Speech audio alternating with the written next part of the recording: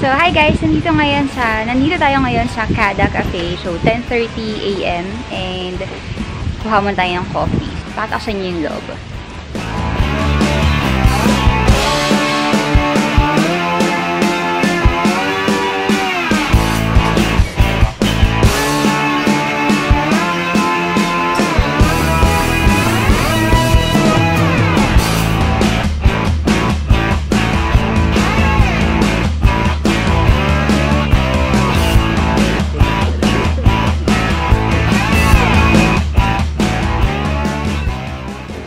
Ito naman yung sa may labas ng balcony.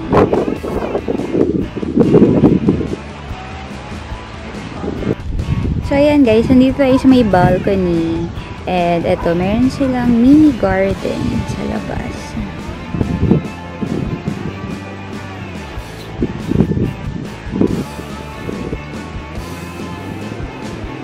So, ayan guys, if naghahanap kayo ng another coffee shop dito sa may Alfonso, I suggest na i-visit nyo tong Kada Cafe dahil ang payapa dito guys, wala masyadong tao. Talagang highly suggested tong lugar. Hindi siya crowded tulad ng sa ibang mga coffee shop. So dito meron silang parking space and then meron din dun sa labas sa may gate. So ito yung parking space sa labas. Yan siya. Kada Cafe.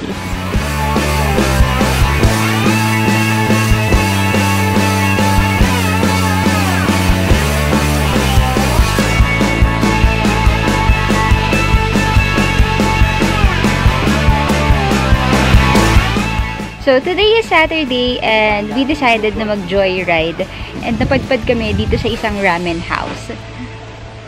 Ang ganda nung vibe dito sa lugar kasi parang mixture siya ng Filipino culture at ng Japanese culture. Pakita ko sa inyo yung lugar para ma-picture out nyo yung sinasabi ko na combination ng Filipino and Japanese culture.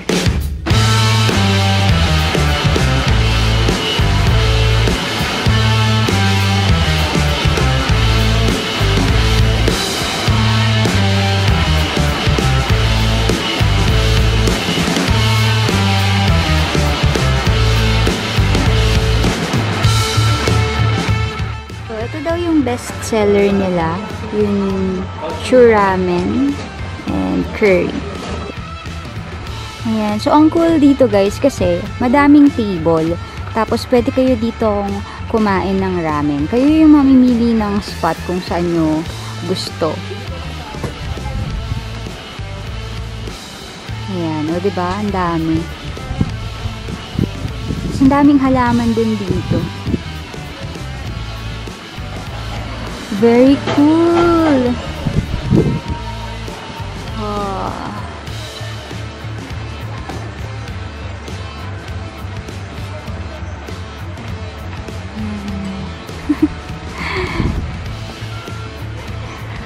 Dito namin napiling mag-stay. Tapos meron siyang second floor. Ang cool. Diba? For example, itong bahay na to. So, para siyang Filipino house na nilagyan ng touch of Japanese culture, which is itong sabit-sabit decoration. Ang cool dito, guys, kasi ang dami ninyong pwedeng pwestahan. Gaya nito, diba? Ito yung view mo. So, dito, guys, meron kayong option na mag-dine sa loob or dito sa outdoor.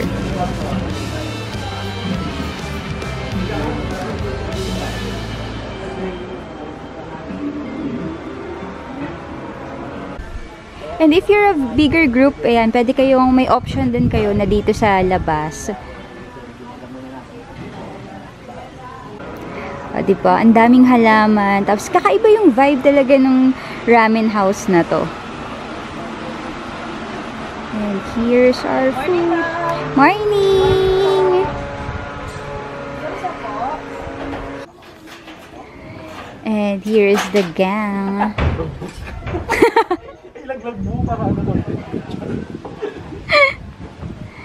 O, diba? Ito yung second floor.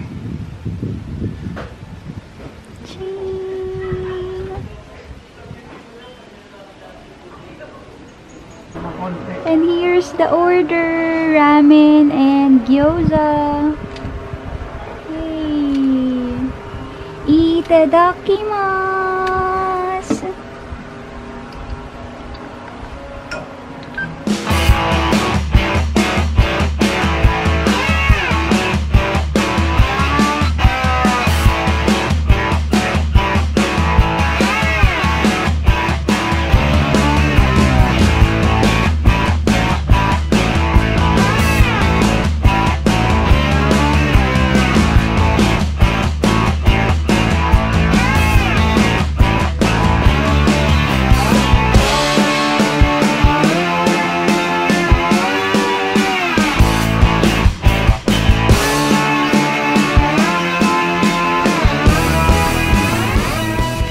So, yan guys, if you're looking for a ramen house na may kakaibang vibe, highly recommended itong ramen house na to. Ilalagay ko na lang yung Facebook page nila dun sa description for reference, like yung kung anong oras sila open, tuwing kailan sila close, and ano yung mga pwede ninyong ma-order sa ramen house na to. And ayun nga guys, ang kakaiba sa ramen house na to is yung ambience nung restaurant, na you can enjoy good ramen and then a good landscape or mala garden na restaurant. Tapos ayun, pwede kayong mamili kung outdoor or indoor kayo pipili or kakain ng ramen ninyo. Tapos sobrang okay, sobrang ganda talaga nung place na to. Tapos ito, may parking din sila, ayan, malawak naman. So, dito to sa may Alfonso.